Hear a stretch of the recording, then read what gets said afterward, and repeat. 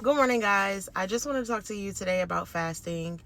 We touched on it a little bit the other day, but I kind of want to just explain it a little bit more in depth. Some people just don't know, and what's the harm of kind of mentioning it and going through it. So fasting is almost like when you go to a doctor, or fasting with God is almost like you go into a doctor and the doctor is like, hey, you're about to have this surgery, you're about to have this procedure.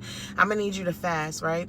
Because they don't want certain things to happen. They don't want obstructions to come about. They don't want certain problems. And God is the same way, where you want to fast from your flesh so that your spirit can ultimately be more prominent. It's more sensitive to everything.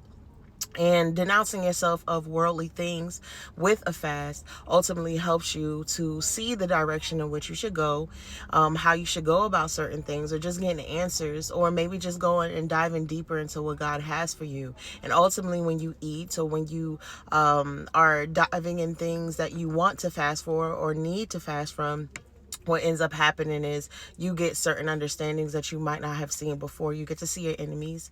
You get to see whatever it is that you've prayed about. You get answers, you get clarity, you get all these things from fasting. It's almost like a healing, right? When you have surgery, the purpose of that is to become stronger, is to heal you, and it's to heal your body. Fasting heals your spirit. Ultimately, it reflects on the outside of your physical body or vessel.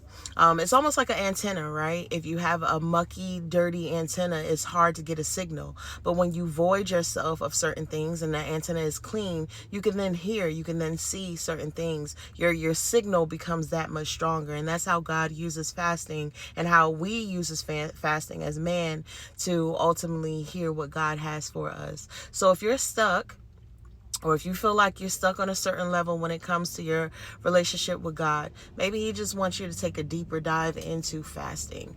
And that's pretty much it. Y'all have a great day. Bye.